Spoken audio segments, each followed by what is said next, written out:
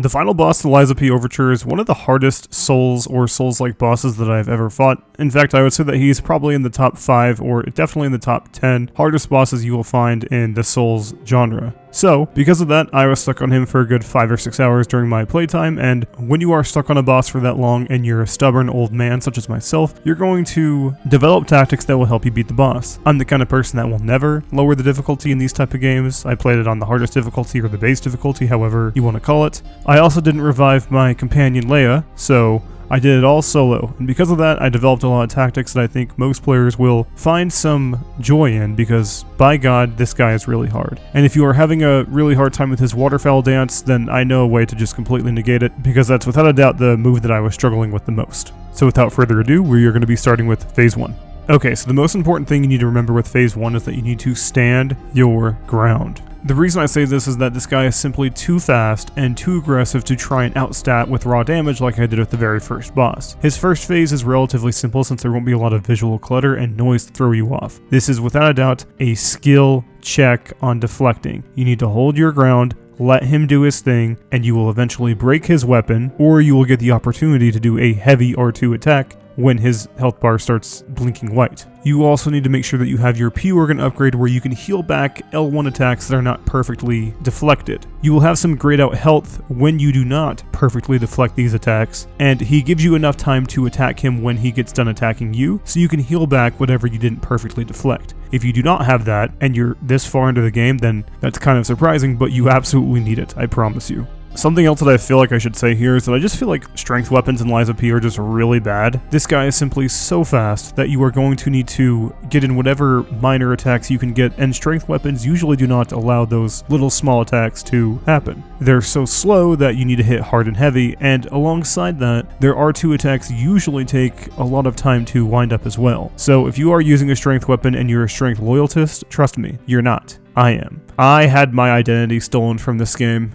and I couldn't be a strength bro. In From Software's games, I only use strength weapons because that's just how I am, and I just can't do it in this game. I can't do it. So if you are using a strength weapon, then you are a strength brother, but I'd recommend switching to something else. I really liked the Wolverine claws that I got from the first boss. And since you won't be using a strength weapon because you cannot on this boss, you need to optimize your downtime when you have him stunned before you go into your earned R1 special attack. For me personally, I was able to do one hold R2 and a regular R2 to increase my damage before I did my special R1 attack. If you are simply holding R2, getting your stun state on him, and then pressing R1, you're doing it wrong. I don't want to be rude, but you're simply doing it wrong because you are missing out on so much potential DPS that you are doing more harm to yourself than good. Now that's not true if you have a few P-Organ upgrades and I think a special ring to where when they're in a stun state you just unload your triangle abilities. If you do have that, then you can disregard this tip, but for most of us, I assume that we need to optimize our downtime before we do our special R1 attack. Do not, I repeat, do not just press R1 when he's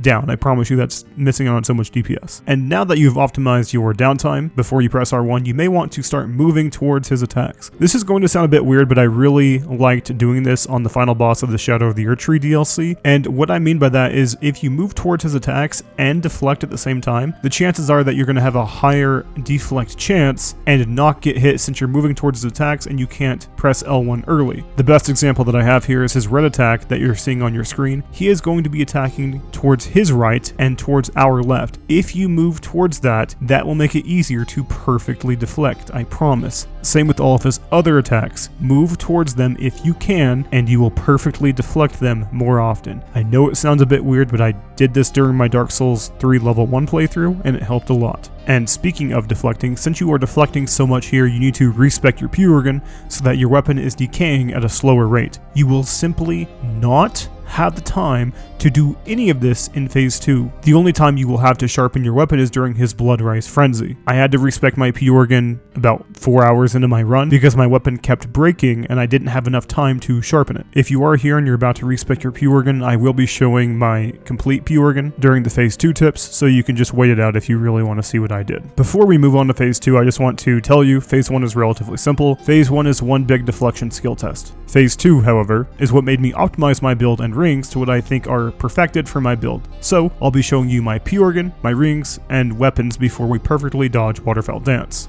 So we're going to start with the rings here, and my rings may not be fine-tuned for you, and the second ring I have equipped may not even be the best ring for all scenarios, so we're going to go through all of them, and I'm going to explain my logic. Now, I was kind of sleeping on the Nameless One's amulet for a long time. I thought it was kind of trash because RNG in games usually pisses me off because I can't predict it. What I'm doing on screen here is I'm just showing you what the ring RNG looks like. I'm not a mathematician, so I'm not going to sit down and get 100 test samples to see the exact likelihood of you getting an extra Estus flask, but what I can say is you should expect at least 11 Estus flasks, and if you get really good RNG, 13. Do not rely on 13, say 11, at most 12 for most runs. So is one ring worth one extra Estus flask? Probably not, but I didn't know what else to put on, so if you know of something better, you can always comment it so other players can equip your ring, because this ring saved me a few times, but I do feel like it can be swapped out for something better. And I do kind of have the same thought process with the Conquering Amulet. Upon a successful perfect guard, temporarily increase damage inflicted by weapon attack. My logic simply was that you're going to be perfectly deflecting so much during this boss fight that any extra damage you will get will really go a long way. I do not know how much this ring increases the attack of a perfect guard when you attack an enemy, but I do know that the extra damage will really help in this fight since he is so ruthless, and this fight will be a bloody mess, so any extra damage or healing sounded great to me, and it did work after I brute forced the boss fight for like 5 hours straight. Last but not least, we have the Blue Guardianship Amulet. Kind of self-explanatory, the extra HP, stamina, and legion can never hurt. I use this in all of From Software's games, Dark Souls, and Elden Ring. Again, if you do think that there are better rings that you used, you can put them in the comment section below, because my rings are most definitely not optimized for everybody. And lastly here we have increased weapon attack in proportion to number of Fable slots. I have the exact same logic with the second ring. The more damage the better, because this guy is a bloody ruthless mess. Each time I would fight him, I was getting closer and closer to killing him, so any extra damage that I was able to get, I always equipped. So let's talk about the P-Organ here. In case you kind of forgot, there is an upgrade P-Organ that you can use with Press R2. That seems to be just a simple stat adjustment. I don't really know how impactful those stats are, so you can upgrade whatever you feel like is best for you. I think the most important P upgrades are the ones that I'm showing you. The biggest tip I can give you is do not use most of the Phase 3 P-Organs. They're all really useless, and honestly, one of my criticisms for this DLC was that they should have just completely reworked P-Organ Phase 3 because it's really, really bad. God, it's really bad. Anyway, the P-Organ upgrades are pretty self-explanatory. One thing I do want to mention is that I was using a few P-Organ upgrades that would make it so my weapon would break slower, and I had a P-Organ upgrade where when I was out of Estus flasks, the P-Organ minor upgrade would then start to charge the Estus flask when I wasn't attacking the enemy. I think that even saved me during my final run, so I think that's really useful in case you want to use it. I think it's in the yellow tab. Okay, now we're on Phase 2, and I plan to keep my end of the deal, and I told you that I know how to dodge Waterfowl Dance with zero issue. Now, dodging this dude's version of Waterfowl is the most important part of his fight. And this tip is so good, you're going to say, Luke, please, this is making me win too hard. You're going to win so hard that you're going to say, Luke, it's too much winning. But trust me, it's something that will work 100% of the time because I'm not a snake oil salesman. So, what you need to do is make sure you have 2 grindstones in your inventory. I think you can get it by doing the P-Organ upgrade in some certain phase. You cannot use your grindstones until he does his Blood Rise. Once he does his Blood Rise, you need to sharpen your weapon because he does a lot of damage to your weapon. And then you need to make sure you have the Perfection grindstone equipped. Let me read you what this grindstone will do. This grindstone temporarily activates Perfect Guard when guarding. It's pretty much a 100% shield block in the Souls games. So once he does his Blood Rise, sharpen your weapon, use your grindstone, and then you are going to block every single thing in his Waterfowl Dance. At the very end, he's going to do a Blood AoE. You dodge through that, and then you can get a free heavy attack in or your triangle abilities. It doesn't matter, but this will completely negate the hardest move in the game. See, I told you it was a good tip. If you do not have this grindstone, then I'm not exactly sure where you get it. It's somewhere in the base game. It's probably from one of those supply boxes you will grab, and then you can give it to Veniti, and then he will sell it to you. You can always look up a guide if you do not have this grindstone. So you may be saying, okay, so you have 2 grindstones, why do you need 2? He only does it once, and that's not true. He usually does it at the very beginning of his second phase, and then pretty much every single time I was fighting him, he would do it at the last quarter of his health bar. So I never used any of my grindstones except for those 2 moves. Now that we have the tip to completely negate his Waterfowl Dance, I truly believe in you as a player. I do. I mean that. This is the hardest move in the game, and now that you know how to avoid it, you can beat this boss. I have complete faith. I have a few more tips for Phase too, so let's wrap this up. He has a move that's similar to Melania's thrust grab, where she'll cock her right arm back, or maybe it's her left arm, and then she'll thrust into you. And that move in Elden Ring kills about 80% of your health, and this guy pretty much has that, but it seems to be deadlier to me. If you are grabbed by this move, then you may as well just wipe, because it's going to knock out almost all of your health. You can survive it. I did survive it a few times with my massive health bar, but I was always down 3 Estus flasks. And I'm sure the comments will have a few more tips if there's something that you're struggling with that I failed to mention. I'm going to leave the video with a quick reminder. If you are here in this DLC, you are a good player. If you have beaten Shadow of the Erdtree, you are a good player. If you've beaten Sekiro, you are a good player. You might be tilting and need a 20-minute break, but trust me, you will kill this guy. I believe in you. Now, I'm going to leave you with my kill. Please put any tips that I may have missed in the comments below. Best of luck.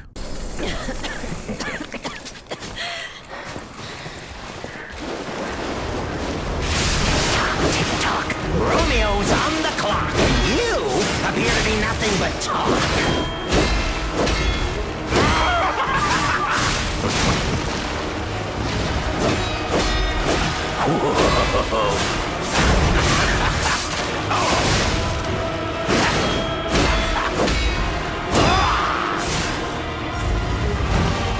He said farewell to his arms. Now, what to slice off next?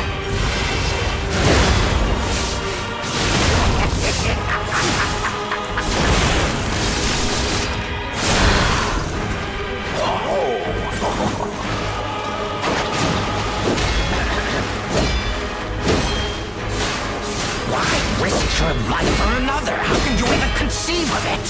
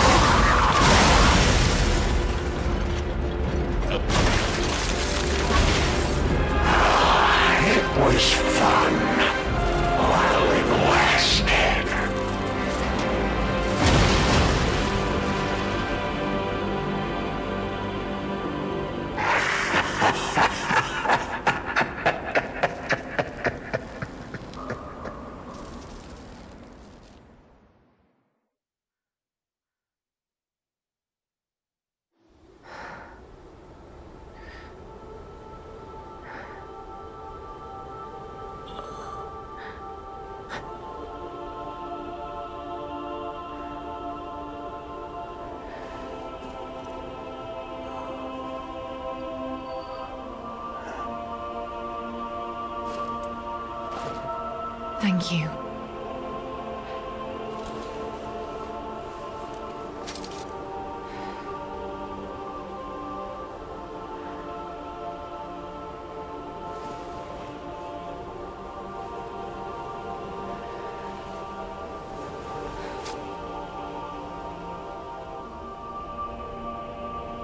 It's yours now.